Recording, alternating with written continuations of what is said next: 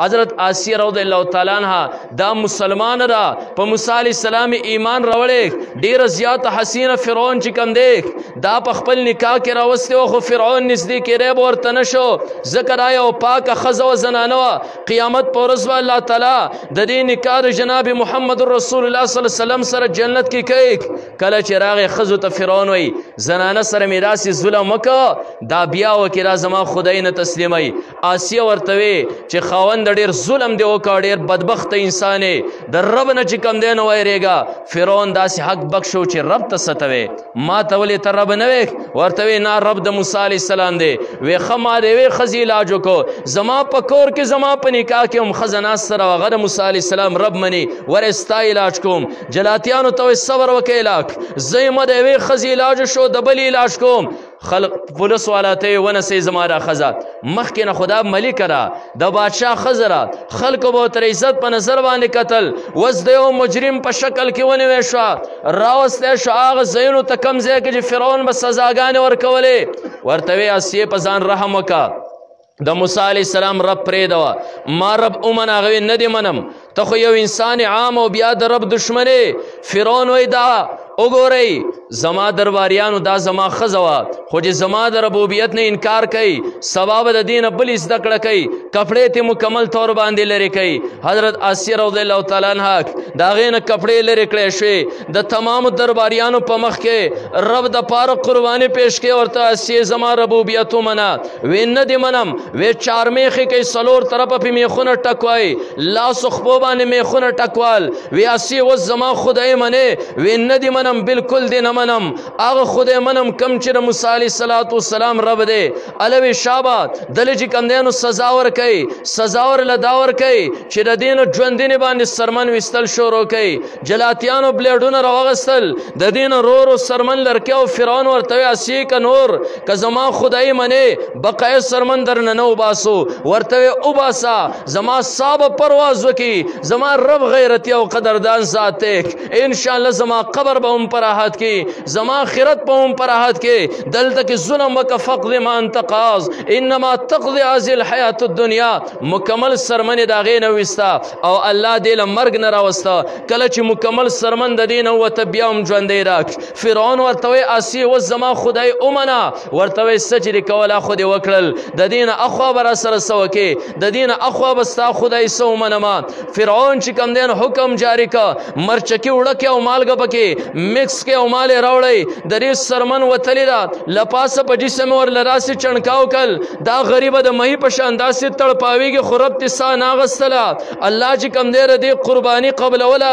الله به ورله ثمره ورکوي فرعون وی زما د دې دربار ته او دې محل ته مخ کوي او ورته ووایه چې ګوره دا دربار درنه پاتې شو دا محل درنه پاتې شو ګوره دومره ناشکره زنانه وې او دا بهترین خاوند درنه پاتې شو فرعون په شانتې وګوره دا محل کله چې آسیې محل ته وکتل خدایا دا خو د دنیا د یو ظالم محل دی ربي ابن لي عندك بیتا فی الجنه خدای مال په جنت کې خپل خواله چې کوم دی نو محل جوړ کې خدایا او خدای مال بهترین محل چې کوم دی نو راکې الله فرمیل آسیې زما لپاره د قرباني کړې ده زه یو غیرتي ذات یم انی لا اضیع عمل عامل منکم من ذکر او انثی الله قرآن کې وفرمیل زه د چا عمل نه ضایع کوم که ښځې هم عمل نه ضایع کوم که نارینه هم عمل نه ضایع کوم زه بهترینه ثمره ورکوم زما لپاره د قرباني کړې ده الله جنت کې چې کوم دی نو محل تیار کو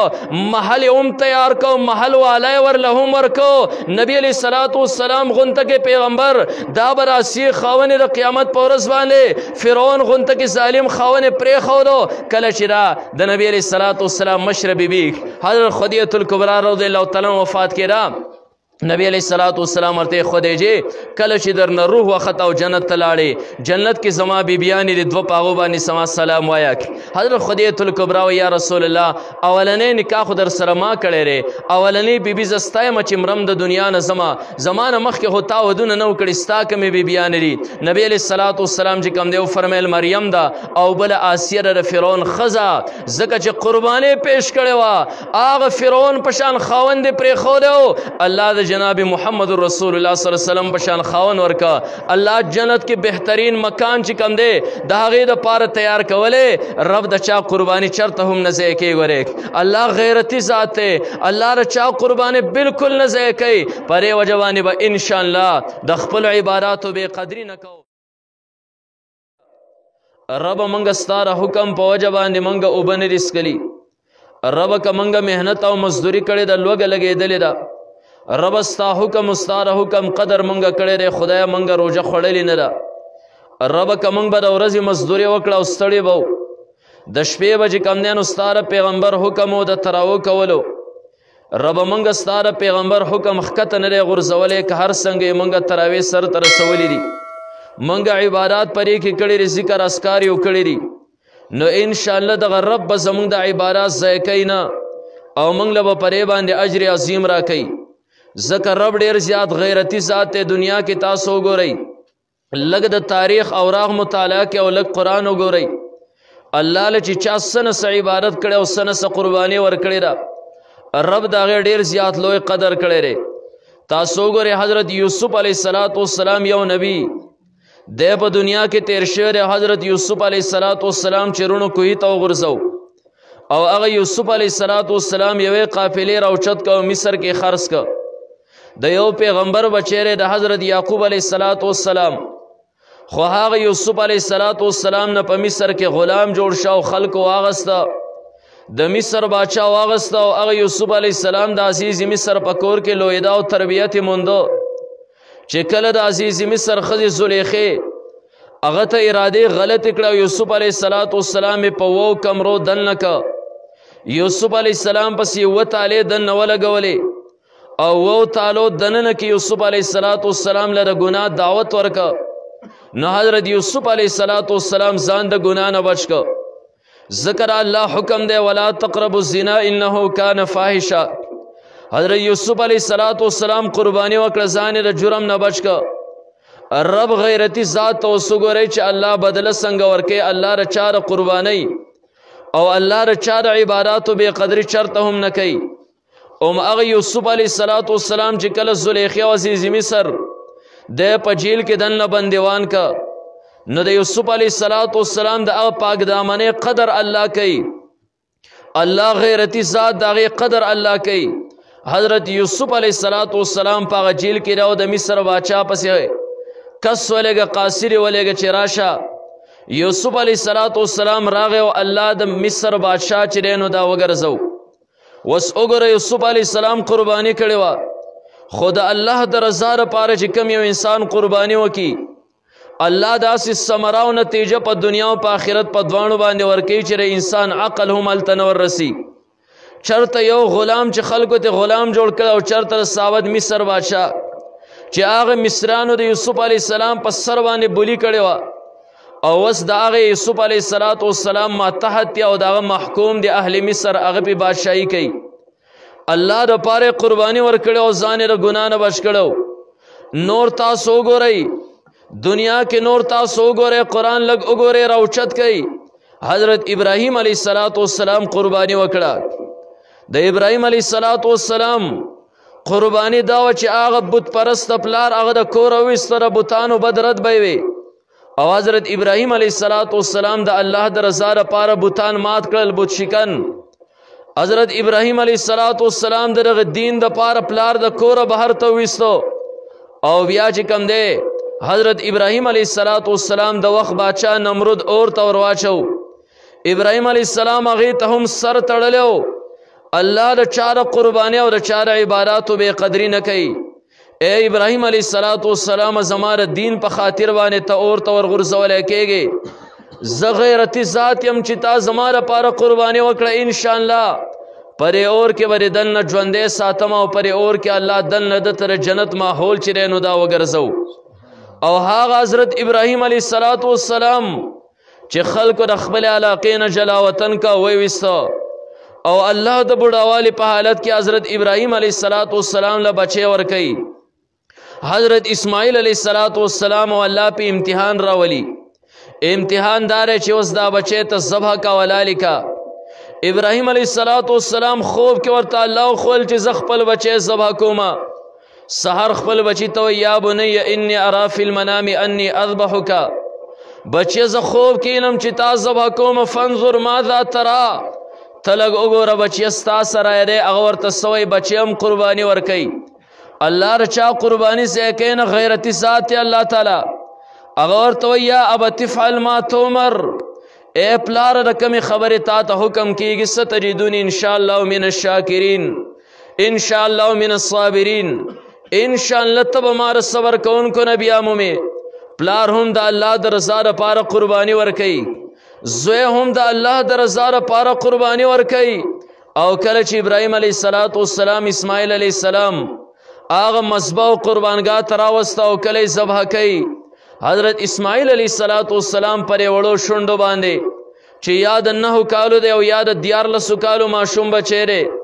خپل پلار ته عجیبه خبرې کوي او د الله د حکم تعمیل کوي پلار ته ته پته چې را مر ډېر سخت شی دی پلار ته هم د الله رضا لټې او زوم د الله رضا لټومه زوم دا غواړم چې ترې رب خوشحاله کې او زوم دا غواړم چې رب خوشحاله شي نه داسې نه چې زمونږ نه د رب د حکم په تعمیل کې کمی راشي کله چې مال علی زما لاس خپې مضبوطې وتړه اسینه مر سخت شیز دی چې ستا د لاسه چړونه سم او د قیامت په ورځ باندې رد ته یم چې رب اجر او ما ته راوایي چې اسماعیله اجر نشته ځکه تا د پلار د لاسونه چاړه نیولې وه او دویم کار به دا وکړي چې چاړه به مضبوطه تیره کړي زما پرې مرې کې به زر زر راکاږي اسینه چې زما ر خولې نه فریاد وځي او الله په اجر کې کمی راولي او بل کار به دا وکړي ته خلیل الله د الله دوست دی او ته چې کله ما د الله په حکم باندې ذبح کې نه دا خپل کپڑے به د راغونډې وساتې اسینه چې زما د مرې وینې پرې کپړو باندې ولګي او د قیامت په ورځ باندې الله ته مخکې شم الله ما ته وایي چې اسماعیل علیه السلام زما د خلیل الله کپڑے تا په خپل وینو باندې رنګولې وې نه پلار خپل کپڑے د راغونډې ساته غیرتی ذات الله ته وګورئ چې د دې قربانۍ به الله وسه ثمره او نتیجه ورکوي او بل دا پلار کله چې ما ذبح کې نه ما چې کله ذبح کې نو زما سلام به زما مور لویسې او که زما کمیس زما نه ویستل غواړي او مور له وړه غواړي نه شاهد زما د رایادېدو په ټیم کې زما مور زما پرې کمیس باندې تسلي نسی او زړه له سکون ورکوي پلار چې کم دی نو هم ولاړ دی دا الله حکم دی غاګ نشي کولی او بچی د خولې نه هم دا خبرې وباسي چې د دې پلار چې کم دی نو امتحان کامل شي الله فرمیل فلما اسلم وتله للجبین دوانه تیار شول د الله حکم ته اسماعیل علیه السلام راوتړو کله چې ذبح کې وز غیرتی ذات ته وګورئ ښه ما وې د خپلو اعمالو بې قدري به چرته نه کوئ انشاءالله موږ قرباني ورکړې ده رب ستا حکم او موږ د سهار نه ماښامه پورې روژه ونیوه رب ستا د حبیب الله حکم او موږ ماسخوتن تراویح وکړې رب ستا حکم او موږ په نیمه شپه باندې پاڅېدو رب موږ د قرآن ختمونه وکړل انشاءالله رب ستا نه امید دا لرو چې ته به زموږ مغفرت نصیب کې ځکه ته غیرتي ذات غیرتي ذات نه کله چې ابراهیم علیه السلام قرباني ورکړه اسماعیل علیه السلام قرباني وکړه او د حضرت اسماعیل علیه السلام په مرۍ باندې چاړه راکاږي الله فرمایي ونادینا یا ابراهیم منګ आवाज وکړه ابراهیم علیه السلام قد صدقت الرؤیا تا خپل خوب رښتیا که ځکه خوب کې تا دا نه ولیدلي چې بچی مې ذبح کړی دی سر ته جدا دی بلکې خوب کې دا لیدلی چې انی اصبحک زه تا ذبح کومه لګی یم څنګه ر چړې راخ کودل دی را بچی په مرۍ باندې لیدلی او ما شان چړه دی راخ کوده په ویښه باندې الله قرباني کې حضرت اسماعیل علیه السلام په ځای باندې یو ګډ د جنت نه راولېږه او ذبح یې که ځکه الله غیرتي ذات الله ثمره او نتیجه ابراهیم علیه السلام له ورکوي الله فرمیل اے ابراهیم علیه السلام انی جعلک للناس اماما زره تمام انسانیت امام تا ګرځومه تال زره دې بدله درکومه ابراهیم علیه السلام هغه مسلم هستی را منګ وای منګ په ملت د ابراهیم علیه السلام باندې یو زمونږ سره یهود وای منګ په ملت ابراهیمی یو مشرکین وای منګ په ملت د ابراهیم علیه السلام یو نصارا وای منګ په ملت د ابراهیم علیه السلام یو الله فیصله وکړه ما کان ابراهیم یهودیا ولا نصرانية ولكن كان حنيفا مسلما وما كان من المشركين. يهود تاسو ای زمونږ مشر دی، د يهودي خو نو. نصارو تاسو ای زمونږ مشر دی، د نصراني نو. ولكن كان حنيفا مسلما، مسلمان چې وای زمونږ مشر دی دیو صحیح وای دی سوچا مسلمانو. وما كان من المشركين، مشرکین وای که ابراهیم علیہ السلام زمونږ مشر او د مشرکین نه هم نو. حضرت ابراهیم علیہ السلام مسلمه هستی او بیا الله د حضرت ابراهیم علیہ السلام لا الله غیرتی ذات کم بدل ورکړه. د حضرت ابراهیم علیہ السلام نو وروسته تر جناب محمد رسول الله صلی الله علیه وسلم پورې څومره پیغمبران راغلي الله د ابراهیم علیہ السلام په اولاد کې راوستل. د 10,000 نه زیات پیغمبران الله د حضرت ابراهیم علیہ السلام په اولاد کې راوستل. ولې د الله لپاره قرباني ورکړې وه. نو ان شاء الله مونږ د الله د رضا لپاره روزې ونیوې، مونږ د الله د رضا لپاره تراویح وکړې، مونږ که د رب کائنات د رضا لپاره نور عبادات کړي ان شاء الله د رب نه به امید دا لرو د خپل عباداتو بې قدري به چرته هم نه کوو. ځکه غیرتي ذات د چا عمل چرته هم نه ضایع کوي. تاسو وګورئ د حضرت ابراهیم علیہ السلام بیبي را حضرت هاجره رضی الله تعالی عنها او د هغې سره سره چې کوم دی حضرت اسماعیل علیہ السلام د حضرت ابراهیم علیہ السلام بچے. الله رنگ رنگ امتحانات په ابراهیم علیہ السلام باندې راوستی و. یو امتحان دا چې حضرت ابراهیم علیہ السلام ته الله حکم وکړو اے زما خلیل الله ستاره بچی چې بوډاوالی کې مې درکړی اسماعیل علیہ السلام. د ده مور بیبي هاجره دا ویس او کم ځای چې خانه کعبه ده په هغه ځای باندې پرېږده و خبرې به ورسره نه کوې. دغه ځای کې ګورې عمارتونه نه و، دغه ځای کې اوبه ګورې نه وې، دغه ځای کې د انسانیت پته هم نه لګېده، خوشې بیابان دی. حضرت ابراهیم علیہ السلام د الله په حکم باندې قربانی پیش کوي، خپل بیبي او خپل بچی روان که هغه نازبین بچی بوډاوالي کې الله ورکړی. هغه لاړ او د خانه کعبې په دغه ځای باندې پرېښوده. واپس دی را روان دی، خپله بیبي هاجره ورته وایي چې مونږ چاته پرېږدی غاږ نه کوي. بیا ورته وایي مونږ چاته پرېږدی غاږ نه کوي. وایي ولې د الله حکم دی. ابراهیم علیہ السلام دا چلو کوي او د الله حکم دی. ورته وایي چې الله حکم دی انشاءالله خدای به مونږ نه ضایع کوي. کمې اوبه چې دي راغستې وي هغه اوبه ختمې شوې، نور سره خوراک نشته. حضرت اسماعیل علیہ السلام ته تنده لګېدلې ده. قربانۍ ته وګورئ هغه غیرتي ذات چې کوم دی د هغې بدله به ورکوي. اسماعیل علیہ السلام ته تنده لګېدلې، بیبي هاجره د اوبو دپاره هغه ځای ته منډې وایي او هغه ځای ته منډې وایي، کله صفا ته او کله مروه ته. دې منځ ته راشي کنده غونتره کوم ځای چې میلین اخضرین خلک چې کوم ځای کې منډه وایي سای کې هلته کې سای بین صفا والمروه کې یو ځای کې منډه وایي، هغه ځای کنده او بچی به ترې راسي پناه شالته به یې تیزه منډه واله ډېرۍ ته به بیا وخته. الله ته د دې قرباني دومره خوښه راله. غیرتي ذات د چا بې قدري نه کوي د اعمالو ګورې. هغه منډه ورته دومره خوښه راله. اوس تر قیامت د ورځې پورې که یو سړی عمره کوي سای بین صفا والمروه به کوي، صفا مروه منځ کې به منډه وایي که نه عمره یې نه ده شوې. که یو انسان حج کوي هغه صفا مروه منځ کې چې کوم دی نو دا منډه وهي، ولې چې هغو قرباني پیش کړه. الله د چا د اعمالو بې قدري نه کوي، الله د هغې بهترینه ثمره ورکوي. انشاءالله چې کله الله د چا د عباداتو بې قدري نه کوي موږ به هم د خپلو عباداتو بې قدري نه کوو. ګورې ښه د رب نه به انشاءالله امید لرو چې ربه موږ عبادت کړی دی، ته غیرتي ذات انشاءالله زموږ مغفرت په نصیب کې. ربه زموږ ستا نه امید دی، ربه موږ ستا کلام هغه اورېدلی دی او لیدلی دی. ربه د معمولي څیزونو تا بدله ورکړې ده. که انسان هم نه تاسو وګورئ سورې نمل کولاو کوي 19مه سپاره تاسو وګورئ یو مرغۍ د موږ او تاسو ورته ملا چرګه کوی هدهد ورته وایي. هغه هدهد یوه قرباني پیش کړې ده. قوم سبا چې کوم دی یو کافر قوم و، یوه زنانه په هغو باندې بادشاه و بلقیس، هغه خلکو ورته سجدې کولې. د سلیمان علیه السلام یو بهترین مهندس یو بهترین انجینیر ملا چرګه که دی چې کله لاړ ورک شو بیا کله راغی اسماعیل علیہ السلام تی تپوس کوي چرته تللی وي زه به اوس سزا در کومه. ده وی ما یو قوم ولې چې هغه قوم تا نه دی لیدلی، داسې قوم مې ولې چې هغه ورته سجدې کوي. اسماعیل علیه السلام ستا دروغ او رشا ګورم یو خط یې ولیکه او ملا چرګه کوې په هغه خلکو باندې یوه زنانه چې دی نو حکمراني کوي چې د هغې نوم بلقیس دی سلیمان علیه السلام چې دی نو خط ولیکه او خط باندې ولیکل انه من سلیمان و انه بسم الله الرحمن الرحیم الله تعالی علی واتونی مسلمین هغه ملا چرګه خط پر خپله مخوکه کې ونیو او لاړ کوم ځای چې بلقیس په خپل تخت باندې ناسته وه لاړ په روشندان کې ننوت دا و دو هغه خط یې ورته ورغورځو کله چې دا راویښه شوه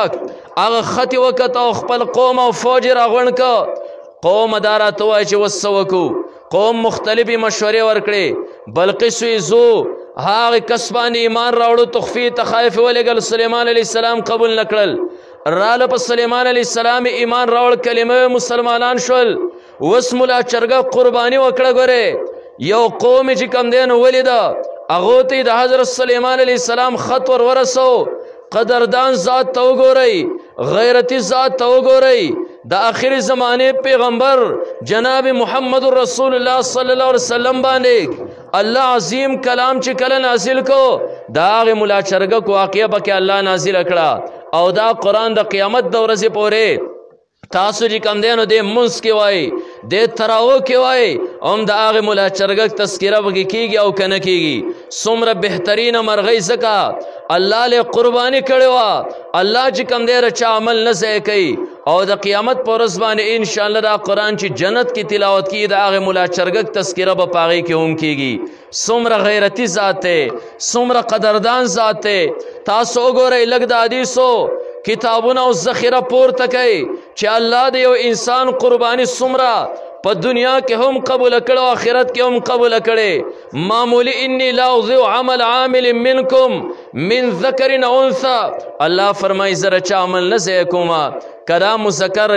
کدا مؤنث کا ښځې او که سړی د چا عمل چرته هم نه ضایع کومه وګورئ تاسو لږ د حدیثو اوراق لږ مطالعه کې وګورئ تاسو ته به پته ولګي چې رب څومره غیرتي ذات او څومره قدردان ذات رب په معمولي څیز باندې څومره لوی اجر ورکړي نبی علیه الصلاة والسلام حدیث دی بخاري شریف کې رسول الله مبارک وفرمیل ستاسو نه مخکې بني اسرائیلو کې یوه بدکاره او فاحشه زنانه وه دې همیشه دپاره د ګندګۍ کارونه کړي یو پیره د غرمې روانه ده فحاشۍ پسې روانه ده دا په یو ګندګۍ پسې روانه ده لاړ د الله په مخلوق کې هغه مخلوق چې خنزیر پسې دویم نمبر دی سپی چې ورته وایي هغه د کوهي په غاړه باندې تندې اغوستی دی سخت تږی شوی دی د سختې ګرمۍ په وجه باندې ژبه یې رایستلې ده نبي علیه الصلاة والسلام فرمایي چې ډېره تندې به پرې غلبه وکړه دا سپی د کوهي په غاړه باندې داسې تاوېده او د ډېرې تندې د وجې نه به یې پرې شګو باندې داسې چک ولګو دا زنانه ښکته ورکوزه شوه او په خپله پڼه کې چې کوم دی د کوهي د یخ نه اوبه راوخېجولې هغه سپي ته یې کېښودې د الله د یو مخلوق سره یې د رحم معامله وکړه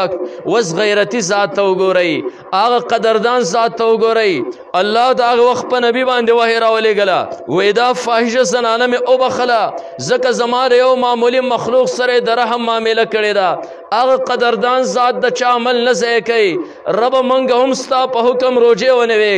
ربه موږ ستا په حکم تراویح کړې دي موږ عبادات کړي دي مات ګوډه ربه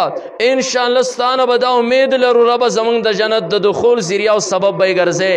نو د خپلو عملونو بې قدري به چرته نه کوو یو کار به زموږ او ستاسو دی دویم کار به څه انشاءالله مخکې درته بیانومه خو دومره خبره ذهن کې یاره ساتئ د رب د رحم نه به امید ګوره چرته نه پرې کوئ د رب د رحمت نه به امید چرته نه پرې کوئ الله موږ ته قرآن کې په خپله فرمایلی لا تقنطوا من رحمت الله زما د رحمت نه منه امیده کېږئ الله له چې چا معمولي قرباني کړې ده الله دنیا او آخرت کې ثمرې ورکړي فرعون تاسو نوم اورېدلی دی چې یو بدترین بدبخت او شقي انسان په دنیا باندې تیر شوی حضرت موسی علیه السلام ورته الله را لېږلی هغه بدبخت په مخ د ځمکې باندې خدایي دعوه کړې وه او هغه ته قرآن کې الله فرمایلی و فرعون ذی الاوتاد میخون والا فرعون میخون والا کم یو انسان به جرم وکړه د به چار میخ کو څلور میخونه به یې پرې ټک وال په خپو باندې او په لاسونو باندې او بیا دې ظالم چې کوم دی نو په خپل جیلونو کې بدترین لړمان ساتلیو منظري چې کوم دی نو ساتلیو په دې لړمانو باندې به دا قیدي چې لاس خپو به ورله میخونه ټکوال لړمان به یې په ور پرېښودل او بیا به په آخر کې منظري پرې را پرېښودل هغو به دا انسان مات کا. دومره یو بدترین ظالم په دې سر کې به د انسان میخونه ور ټکوالو فرعون ذی الاوتاد. د ده په کور کې چې دی نو یو زنانه وه د خپلو لوڼو له یوه نوکره نیولې وه. دې پورې خبره کوم تاسو ته د رب هغه قدرداني نن بیانومه د رب رحمت درته نن بیانومه انشاءالله د هغې نه به امید چرته نه پرې کوو. ګورې 100% به یقین لرو رمضان مبارک میاشت لاړه خدای موږ خپل ځان تا ته در حواله کړی ته به زمونږ مغفرت کې زمونږ بخشش په خدای پاکه ته کې. هغه زنانه چې فرعون په کور کې ساتلې د خپلو لوڼو د خدمت لپاره د دې فرعون زنانه وله او د فرعون لوڼو نه به یې اکثر سرونه منګزول سرونه به یې وله غوړول. یو پیره چې کم دی نو هغه زنانه مسلمانه د خپل اسلام چاته نه ښیي په حضرت موسی علیه السلام باندې ایمان راوړی دی. یو پیره د فرعون د لور سر منګزوي او کله چې پرې یختو کې را منګز راښکورک د هغې زنانه او د خادمې او نوکرې د لاس نه هغه منګز ښکته چې دی نو پرېوته. دی چې کم دی د الله نوم واغست الله اکبر. دې خوا د فرعون لور ورته راسې بد وکتل چې را نوم دې رچا واغسته تا خو د موسی علیه السلام د رب نوم واغست ولې ستا په موسی علیه السلام باندې ایمان دی. هغې ورته وې او ځکه خبره ښکاره شو اوس پټېده نه ایمان پټېږي ګورې نه. ورته وې زما پلار ته خدای او رب نه منې ورته وې ستا پلار خو یو حکمران دی بادشاه دی رب خو چرته هم نه دی. ورته یې ورېږه ستا غور کومه خپل پلار ته فرعون پې خبر که دې پورې خبره چې رب څومره قدردان ذات دی الله د چا عمل نه ضایع کوي الله د چا تکالیف او قرباني نه ضایع کوي. لاړ فرعون ته وې فرعون ورته وې چې زما نوکری زما ربوبیت نه تسلیموي نه تسلیمومه رب کم منې وې د کم طرف ته چې موسی علیه السلام دعوت ورکوي وې زما په کور کې او زما د دشمن د موسی علیه السلام رب منې وې او فرعون وې راولی که میخونه او سټکۍ راوړئ راولی جلاد ته ویله پرې خپو ورته هم میخونه ټکوه چارمیخې کا په لاس ورته هم میخونه ټکوه غریبه خوځېدی نه شوه. ورته یې اوس راته ووایه زما ربوبیت منې او که نه منې زنانه قرباني ورکوي الله به ثمره ورکوي غیرتي ذات پر هغې بدله ورکوي. ورته وایي نه تا رب اوس هم نه منم. یو ماشومه جنۍ وه د هغې په غېږه کې هغه اوده کله چې رایخه شو فرعون ویله که د دې خو رښتیا ماشومه هم د راولئ کپړې د دې زنانه نه مکمل طور باندې لر کوي. دا ماشومه د خوبه راپاسې راوږېره دا ورته سینې ته ور پرېږدوئ او دا چې کله د دې سینه خوراک شروع کړي بیا به زه دم کې ورکوم چې دا سینه چې ستا خوري دا ماشومه دې ستا پرې سینه د پاسه ذبح کومه ګورې زما ربوبیت ومنه. د موسی علیه السلام د خدای نه انکار وکړه کله چې ماشومه راوسته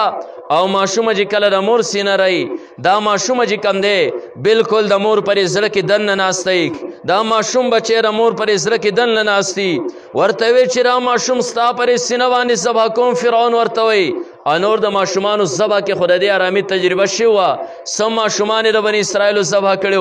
ورته وی که دا هم وکې د موسی علیه السلام رب چرته نه پرېږدمه اوس قرباني هغه غیرتي رب له کوي هغه غیرتي رب به د دې بدله ورکوي. فرعون وی راوړی چړه د دې زنانه په لاسو خپو باندې میخونه و د دې په سینه باندې هغه ماشومه بچی سملوله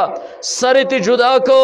د دې زنانه پرې سینه باندې د خپلې ماشومې لور ګرمه وینه راتو شوه. ورته وی وس چې کم دی نو په ځان رحم وکړه وس زما خدای منې او که نه منې ورته وی زما سر دې هم لاړ شي زما د لور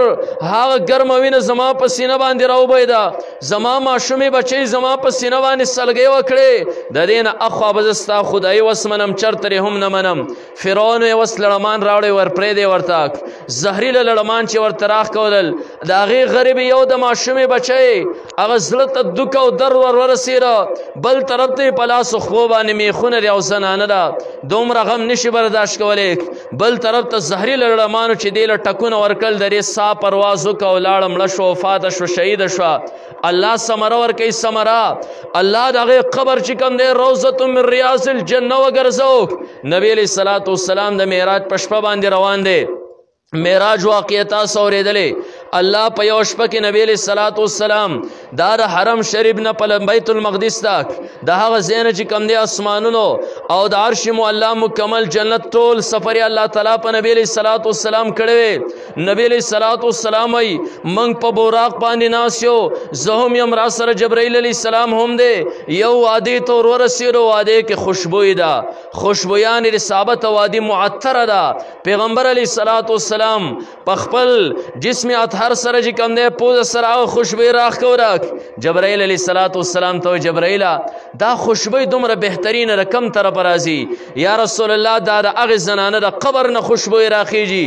دا علاقه ټوله معطر کړې ده. د کم په لاس باندې چې فرعون ظالم میخونه وهلی و، د کم په سینه باندې چې وړوکې ماشومه بچی شهیده شوې وه، د چا په زړه او سینه باندې چې ګرمه ګرمه وینه راتو شوې وه، چا چې د خپل رب دپاره قرباني پیش کړې وه، د چا په جسم باندې لړمان ور پرېښودی شوی او په دې حالت کې شهیده شوې وه. دا تمام علاقه د هغې د قبر د وجې نه معطره او خوشبویه ده. ځکه الله د هغې قبر چې کوم دی د جنت د باغونو نه باغ وګرځو. ټولو الحمدلله.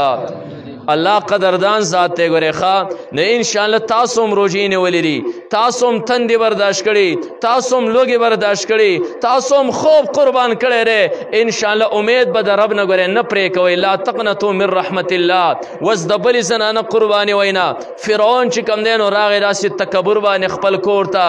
خپلو ښځو ته وایي ویې ولیده د دې ښځې حشر یې ولید، زما خدای چې څوک نه مني هم دا به ورسره کوم. د دې فرعون یوه زنانه ده، بیبي ده حضرت آسیه رضی الله تعالی عنها. دا مسلمانه ده، په موسی علیه السلام ایمان راوړی. ډېره زیاته حسینه فرعون چې کوم دی دا په خپل نکاح کې راوستې وه، خو فرعون نږدې کېدی به ورته نه شو، ځکه دا یو پاکه ښځه وه، زنانه وه. قیامت په ورځ به الله تعالی د دې نکاح د جناب محمد رسول الله صلی الله علیه وسلم سره جنت کې کوي. کله چې راغی ښځو ته فرعون وایي زنانه سره مې داسې ظلم وکړه، دا بیا وکړي دا زما خدای نه تسلیموي. آسیه ورته وی چې خاوند ډېر ظلم دی وکړه، ډېر بدبخته انسان یې، د رب نه چې کوم دی نه ویرېږه. فرعون داسې حق بخښو چې رب ته څه ته وې؟ ما ته ولې ته رب نه وې؟ ورته وی نه رب د موسی علیه السلام دی. وی ښه ما د یوې ښځې علاج وکړو، زما په کور کې زما په نکاح کې هم ښځه ناسته ده، هغه د موسی علیه السلام رب مني، ورې ستا علاج کوم. جلاتیانو ته وایي صبر وکړئ علاج،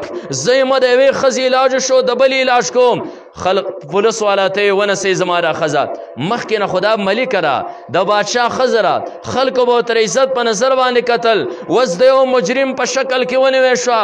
راوستی شو هغه ځایونو ته کوم ځای کې چې فرعون به سزاګانې ورکولې. ورته وی آسیې په ځان رحم وکړه، د موسی علیه السلام رب پرېږدوه، ما رب ومنه. هغه وی نه دې منم، ته خو یو انسان عام او بیا د رب دشمنې. فرعون وی دا وګورئ زما درباریانو دا زما ښځه وه، خو چې زما د ربوبیت نه انکار کوي سبا به د دې نه بلې زده کړه کوي، کپړې ته مکمل طور باندې لرې کوي. حضرت آسیه رضی الله تعالی عنها د هغې نه کپړې لرې کړی شوې. د تمامو درباریانو په مخ کې رب دپاره قرباني پیش کړې. ورته آسیې زما ربوبیت ومنه. وی نه دې منم. وی چارمیخې کوي، څلور طرفه پې میخونه ټکوئ،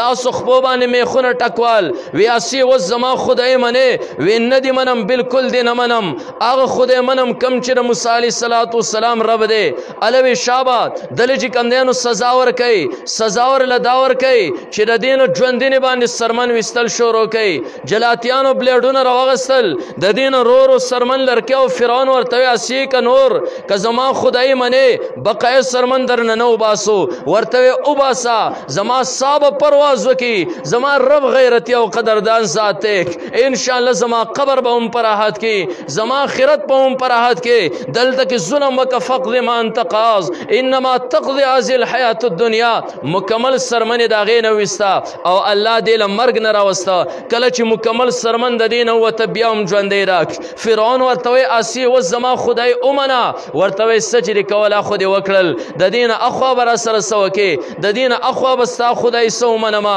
فرعون چې کوم دی نو حکم جاري که مرچکي وړکې او مالګه پکې مکس کې او مالې راوړی د دې سرمن وتلې ده لپاسه په جسم ورله داسې چڼکاو کل دا غریبه د مهي په شان داسې تړپاویږي خو رب تې ساه ناغستله الله چې کوم دی د دې قرباني قبلوله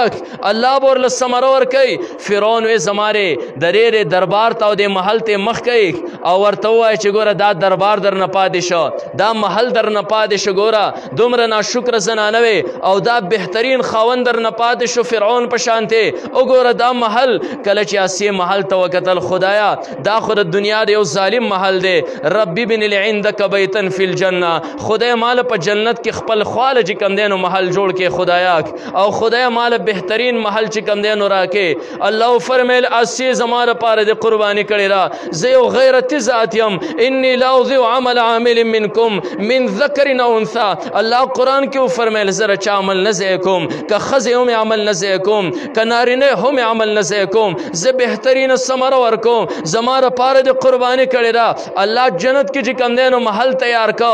محل هم تیار کو محل والی ورله هم ورکو نبی علیه الصلاة والسلام غونته کې پیغمبر دا به راسي خاونې د قیامت په ورځ باندې فرعون غونته کې ظالم خاونې پرېښودو کله چې دا د نبی علیه الصلاة والسلام مشره بیبي حضرت خدیجة الکبرا رضی الله تعالی وفات کېده نبی علیہ الصلوۃ والسلام ورته خدیجه کله چې درنه روح وخت او جنت ته لاړې جنت کې زما بیبیانې د دوه پاغو باندې سما سلام وایا حضرت خدیجه الکبرا یا رسول الله اولنې نکاح در سره ما کړی ری اولنې بیبي زستایم چې مرم د دنیا نه زمانه مخکې هوتا ودونه نو کړي ستا کمې بیبیانې دي نبی علیہ الصلوۃ والسلام چې کوم دی فرمایل مریم دا او بل آسیه د فرعون خزا زکه چې قرباني پیش کړي وا هغه فرعون پشان خاوند پرې خو دی الله جناب محمد رسول الله صلی الله علیه وسلم بشان خاون ورکا الله جنت کې بهترین مکان چې کم دی د هغې دپاره تیار کولی رب د چا قرباني چرته هم نه ضایع کوي ورې الله غیرتي ذات دی الله د چا قرباني بالکل نه ضایع کوي په دې وجه باندې به انشاءالله د خپلو عباداتو بې قدري نه کوو او د رب نه به 100% دا امید لرو چې رب زموږ د روجو بې قدري به هم ته نه کوي انشاءالله رب د قبولیت درجې ته به یې وررسې رب زموږ تراویح به هم انشاءالله قبلې رب زمونږ 100% ستانه دا یقین او امید دی خدایا مونږ تا مونږ ته فرمایلی چې لا تقنطوا من رحمت الله زما د رحمت نه مه ناامیده کیږئ خدای مونږ نه امیده نه یو مونږ بالکل امید لرو د رمضان مبارک یو څو ورځې زمونږ سره پاتې دي خدایا نوره میاشت تېره شوه خدای زمونږ کم عبادات دي خدای مونږ کړي دي اکه د قرآن دا ختمونه دي که تراویح دي هغه که روژې دي هغه که نور چا قرباني ورکړې خدای پاکه دنیا کې هم بهترین ثمرې ورکې خدای آخرت کې هم داغه بهترین ثمره ورکا نه یو کار به ان شاء الله زمونږ دای چې د الله د رحمت نه امیدي وا بالکل نه کوګره امید بلرو د بخشش امید بلرو الله فرمای څوک چې زمانه څنګه امید لري الله د انسان د امید مطابق د انسان سره عمل کوي او دویم کار به زمونږ څنګه دویم کار به زمونږ دای چې کله کله د انسان سترګې غلط استعمال شي کله جبه غلط استعمال شي کله به زمونږ رخلین راسي خبري وتی زمون غوګونو به راسي خبري اوریدلی زمون خېټې ته به راسې نوړې راغلي چې هغې به زمونږ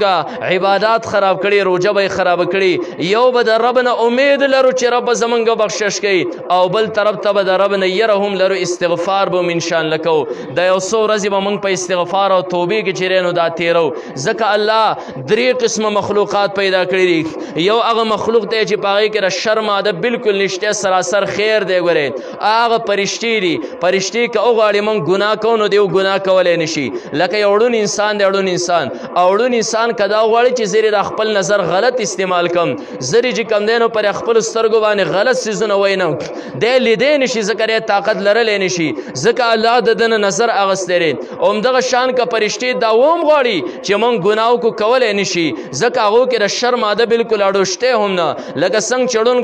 ړونکو چې کوم دی دا د لیدلو ماده نشته یو کونډ دی وایي زه غلطې خبرې واورم خو الله د ده نه هغه د اورېدو قوت سلب کړی دی همدغه شانتې د فرشتو نه الله دا چې کوم دی د شر مادې پکې نه پیدا کړی دا مخلوق د الله سراسر خیر دی د الله سراسر خیر دی یو مخلوق د الله داسې دی چې سراسر شر دی په ده کې د خیر ماده نشته چې هغې ته شیطان ویلی شي په ده کې د خیر ماده نشته سراسر شر او یو د خیر او د شر نه مرکب دی د خیر او د شر نه چې مرکب دی یو ځای هغه انسان دی فالهمها فجورها وتقواها الله دې انسان ته چې کوم دی دوه لارې ښوولې دي انسان ته شر هم ورچولې، انسان ته خیر هم ورچولې، او دا انسان بیا پرېښودلی چې انسانه زه ګورم ستا د خیر او د شر به جګړی، که تا خیر غالب که جنتی، که شر دی لاندې که جنتی، او که تا شر په خیر باندې غالب که بیا به جهنمي. و چې کله انسان درې دواړو نه مرکب دی، الله ته پته ده چې وخلق الانسان ضعیفا، دا انسان ضعیف پیدا کړی شوی، دا انسان کمزوری پیدا کړی شوی دی. الله فرمایل انسانه خیر دی لا تقنطوا من رحمت الله، زما د رحمت نه منه امیده کېږه، زه به تا ته یو دروازه وښیم، زه به تا ته یو څیز وښیمه، انشاءالله که تا ګناه کو هغې له راتلې انشاءالله زه به بیا د ګناه نه پاکوم. هغه څیز څه شی دی؟ هغه دروازه څه شی دی؟ هغه توبه ده، توبه استغفار دی. هغه توبه چې کوم دی داسې یو بهترین هتیار، انسان هر قسمه جرم وکړه توبه یې ویسته، خلوت کې رشپې چې کوم دی نو پاڅېده، تکه توره تیاره د خلکو درې، خدای جرمونه ما کړي دي، خدای زه خپلو جرمونو اقرار او اعتراف کوم، خدای بل څوک نشته سوا ستانه، خدای ستانه سوا بل څوک د معافۍ کولو نشته، رب جرمونه ته معاف کړې خدای پاکه، خدای پاک زما جرمونه معاف کړي. الله فرمایي انسانه ستا په راتلو کې وخت ولګېده، انشاءالله زما په رضا کېدو کې وخت نه لګي. نو په دې وجه باندې به یو به د خپل عباداتو ناقدري نه کوو، امید به لرو چې الله به یې قبلوي. دویم به د خپل رب نه توبه او استغفار کوو. ګورې ښه ځکه هر یو انسان دا خطاکار دی. نبی علیه الصلاة والسلام وفرمیل کل بني آدم خطا، هر یو بني آدم دا خطاکار دی په استثنا د انبیاو. انبیا خطا نه کوي، د نبوت نه مخکې هم د نبوت نه وروسته هم، نور هر یو انسان چې کوم دی نو دا جرمونه کړي دي، دا خطاکار دی. خو د الله نبي وفرمیل چې بهترین خطاکار هغه دی چې رب کائنات ته توبه وباسي. نه دا یو شپه دوه درې پاتې دی کې به پاسې د شپې انشاءالله او رب ته به توبه وباسو چې خدایه زمونږ په جرمونو باندې د عفو قلم راکاږي. دا الله فرمایي ای انسانه په هغه صورت کې هم بخمه چې کله تمام عمر دې زما نه بغاوت کړی، چرته دې را خپل تندی زما مخکې په سیده باندې نه ایښودی، همیشه دې زما خلاف ورزي کړې، همیشه دې زما د نبي خلاف ورزي کړې، وسرال املا دې ټیټه شوه. ای انسان سترګې دې کمزورې شوې، غوږونه دې کمزورې شو، جبه دې کمزورې شوه، لاسونه په ګړزېدو باندې شو، خپو کې چې کوم دی نو ضعف او کمزوري رالاک، ستا د سترګو بینایي چې کوم دی نو کمزورې شوه، اوس د ګناهونو نه ووتې، په دې حالت کې د شپې په سیسه کې پاسېرې، دا انسان پاسې روه، ما ټول عمر ستا نه بغاوت کړی، ما ټول عمر ستا چې کوم دی نافرماني کړې ده، رب اوس راته بل در نه معلوم، اخر کم در ته ورشم سوا ستا ده. خدای دې سترګو باندې ګناه، په غوږونو باندې ګناه، رب په ژبې سره ګناه، په لاسو خپو سره ګناه، رب اوس چې کوم دی نو تمام اندامونه کمزورې شول، د جرمونو نه ووتل. خدای په داسې صورت کې تا ته چې کوم دی نو توبه وباسم، خدای ستا نه چې کوم دی مغفرت طلب کومه. الله فرمایي انسان ستا په راتلو کې ټیم ولګېده، انشاءالله ستا په بخښنې کې به ټیم اوس نه لګي، زما خوشحالېدو کې به ټیم نه لګي. الله دغه انسان معاف کړي، الله مغفرت ور نصیب کړي، ځکه دا انسان چې کوم دی کمزوری دی، د رس سره او ګیره سپینه شوې ده. الله فرمایي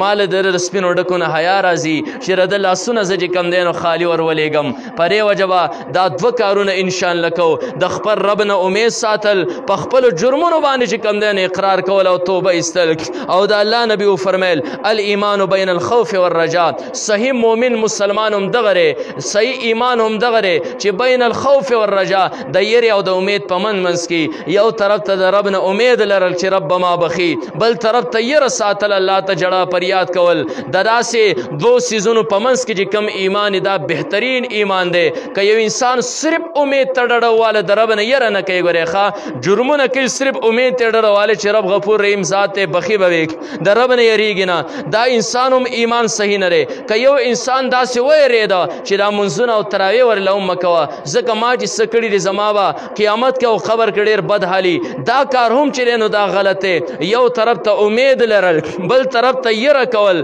الایمان بین الخوف والرجا، د دې دواړو څیزونو په منځ کې چې کوم دی نو بهترین ایمان دی. نو انشاءالله امید به هم لرو، رب ته به جړه پریاد هم کوو، په خپل رب باندې به چې دی نو د خپل جرمونه دا معاف کوو، په خپل رب باندې به د خپل جرمونه چې دی نو انشاءالله د خپلو اوښکو په ذریعې سره چې دی نو دا به یو. نبی علیه الصلاة والسلام وفرمیل کم یو انسان چې خلوت کې پاسېده، د رب یره په ده باندې غالبه شوه، او د رب د یرې د وجې نه د ده د سترګو نه د مچ د سر مقدار اوخ کې چې کم دی نو راوبیرې د مخ ته راورسېرې کله چې مخ ته راورسېرې الله د جهنم په اور باندې را مخ چیرې نو دا حرام کی او د انسان په جسم کې بهترین او قدرمن ځای دا د انسان مخ دی کله چې الله دا مخ په جهنم باندې حرام کو انسان نورم تا په جهنم باندې الله نسیزي ګورې ښه نو کله کله د رب د یری نه د سترګو نه داسې اوښ کې راواسئ پرې مخ پورې راسي مګی لږې غونته کې چې را مخ چې کوم دی دا د جهنم د اور نه چې نو دا محفوظ شي نو امید به هم لرو انشاءالله په خپلو جرمونو باندې به اقرار هم کوو او الله ډېر خوشحالېږي ګورې هم ښه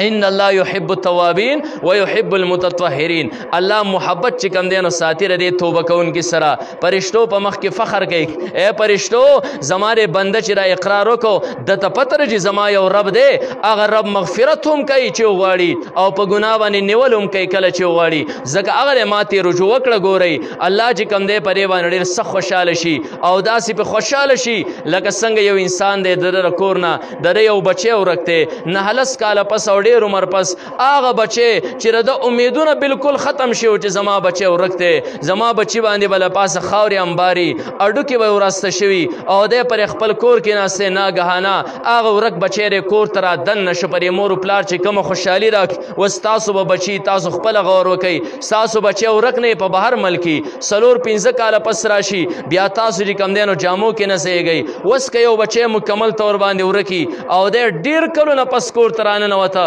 دا والدین به څومره خوشحالي زما رب د دې نه زیات خوشحالېږي چې د الله یو رک بنده د الله یو باغي بنده د الله یو نافرمان بنده راشي چې رب ستا سره صلح کوم خدای زما توبه ده ما هر څه چې کړي خدای ستومان یم خپیمان یم خدای ما وبخه الله فرمایي زما بنده ته چې زما خواله رالیږ ستا په راتلو کې ډېر وخت ولګېد زما په رضا کېدو کې یو خس وخت نه لګي ما ستا ګناهونه مکمل طور باندې معاف کړل سبحان الله هغه رب چې کوم دی نو غیرتي ذات دی ګورې ښه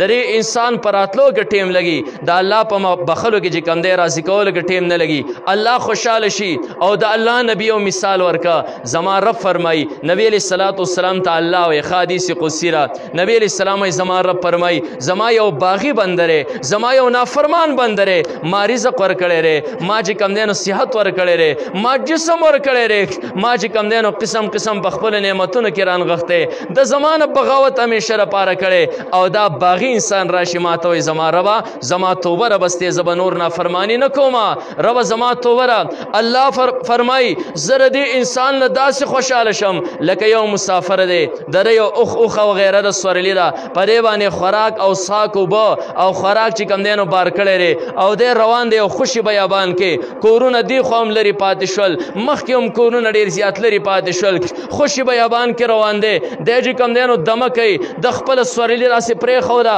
او د یو ځای کې وده شو سترګې ورالې کله چې دی راپاسې د سورلي نشتی تښتېدلې ده دی سوچ کوي چې یاره دې خوا کورونه هم ډېر زیات لرې مخکې کورونه هم ډېر زیات لرې اوبه او خوراک چې کوم دی نو سورلی ویوړ زه به د لوږې تندې نه خامخا مرمه دی چې کوم دی نو جړا پریاد کې خپه او پریشانه دی که دې خوا زم هم د لوږې تندې نه مرم که مخکې زم هم راشه پرې ځای باندې به وږې تږی چې دی نو دا مړ شمه هغه ځای باندې دی جاړې خپرې خفګان کې د سترګې ورالې او کله چې د سترګې ورالې کله چې د سترګې بیا وغړېدې د وکتل د سورلي د خوا کې ولاړله اوبه هم پې بار دي خوراک هم پې بار دی په دې خوشحالۍ کې اکثر د انسان دا ژبه غلطه شي ته په یو څه او دا بل څه وایي په دې وجه باندې د دا خبره کوله چې خدای ته زما رب او زه ستا بنده یم خو د ده نه سبقت لسانې وشوه د ده ژبه خطا شوه د وی اللهم انت عبدي وانا ربک د ډېرې خوشحالۍ نه یې خوله خطا شوه خدای ته زما بنده او زه ستا رب یم الله فرمایي یا رسول الله یو باغي انسان راغی او ما ته وایي خدای زما توبه ده زما توبه ده زه به بیا بغاوت داسې نه کوم الله فرمایي هغه انسان چې دی چې کوم دی نو بالکل تمه یې قطع شوې وه چې زه به وږې تږې دلته مرم پرې خوشي بیابان کې سورلي ومونده د ډېرې خوشحالۍ نه خبره هم غلطه وکړه دغه انسان چې څومره خوشحاله شي د دې نه زیات زه خوشحاله شم په یو خپل مجرم او ګناهګار بنده باندې چې راشي زما سره روغ وکړي او زما سره صلح وکړي نو انشاءالله الله توفیق را کړی دی د روژو د عباداتو د ختمونو توفیق الله راکه ان شاء الله زمونږ 100% امید به هم دی الله به زمونږ مغفرت کوي ان شاء الله الله به ان شاء الله مونږ بخیک او ان شاء الله را 2-3 شپې چې کم دی شپې به پاسو ان شاء الله رب باندې خپل جرمونه چیرې نو دا معاف کو پر رب خپل جرمونه بخو کم رب چې فرشته مقرر کړی دی لکه رب فرشته مقرر کړی د شپې اعلانات کوي ښه څوک نشته چې ګناه کړی چې لږ راپاسي او د رب نه بخښنه وغواړي څوک نشته په خپلو جرمونو استغفار وکړي څوک نشته چې د رب نه وغواړي رب یې ورکړي فرشته را ندا کې اواز کوي خلک ودرې الله رحمت لاندې اسمان ته راغلی دی او دا اوازونه کیږي نه خپل جرمونو زموږ دپاره د جرمونو د بخښنو ډېره لویه موقع نه ده یو څو شپې دا د رمضان مبارک پاتې دي دې کې پاسئ انشاءالله وړوکي اختر کې به انشاءالله دا امید لرو چې موږ د وړوکي اختر د مانځه نه راځو انشاءالله زموږ ګناهونه به الله مکمل طور باندې ختم کړي زموږ د خپل رب نه امید دارک او بیا تاسو لیدلی دي سپینې کپړې دي سپینې کپړې ګندري پرې باندې او داغ نیم نور هم ولګي پته یې نه لګي ګورې خاص کله وخت نه ګندري دغه شانتي یو ګنده انسان دی ګناهګار انسان دی که دی ګناه وکړي یو داغ نیم پې بل ولګي هېڅ پته یې نه لګي خو دا کپړې که سړی مضبوطې وینځي بیا معمولي داغ پرې باندې څومره بد ښکاري انشاءالله د خپل رب نه خو زموږ د هر یو دا امید دی چې زموږ ګناهونه به یې معاف کړي او انشاءالله معاف کوي به او په جړا پریاد باندې به یې انشاءالله معاف کوو دا د وړوکي اختر نه وروسته زموږ دا زړه به د سپینې کپړې په شانتي پاکې انشاءالله خو ګره بیا به پرې باندې ګناه ډېر زیات بد ښکاري ښه زموږ زندګي تېره شوې ده دې محفل کې به راسي کسان ناسي عمرونه به یې قریبي د مرګ او د ژوند هېڅ پته نه لګي نن مرو که سبا ورو هېڅ ګرنټي زموږ نشته چې د دې ځای نه خپل کور ته واپس ځو او که نه ځو څه چې شوي دي هغه شوي دي د انشاءالله د خپل رب نه به هغه په توبې سره چې کم دی نو معاف کوو د دې نه اخوا به د رب سره انشاءالله لوس کوو چې خدایه بقایه زندګي به زه کوشش کوم انشاءالله زما ستا سره دا لوس دی خدایه زه به ستا نافرماني نه کوم او که نافرماني چېرته وشي انسان ضعیفه دی فوراً چې کم دی نو په توبې سره به انشاءالله په خپل رب باندې بیا په جړا باندې انشاءالله د خپل ګناهونه بیا معاف کوو زمونږ رب ستا سره په دې توره تیاره کې چې کم دی د دې رمضان مبارک پرې شپه باندې د دې قرآن د ختم پرې شپه باندې انشاءالله خدای زموږ ستا سره لوس دی موږ به انشاءالله بیا ګناهونه نه کوو خدای خو ته موږ په خپل حفظ امان کې وساته خدای موږ د حرامو نه وساته الله موږ د شیطان د غلبې نه وساته خدای موږ د نفس د غلبې نه وساته خدای زموږ غوږونه او سترګې او ژبه په خپل حفظ امان کې وساته خدای موږ د نفس د شرارتونو نه چې کم دی په خپل حفظ امان کې وساته خدای موږ وبخه موږ د خپل جرمونو اقرار کوو نو دوه کارونه به انشاءالله زمونږ څه یو امید لرل د رب نه او دویم چې کم دی توبه ایستل استغفار کول خدای پاکه زمونږ عبادات هم قبول کړي او موږ لره صحیح سالمې توبة نصوح توفیق چې کم دی نو موږ له راکړي و آخر دعوانا ان الحمد لله رب العالمین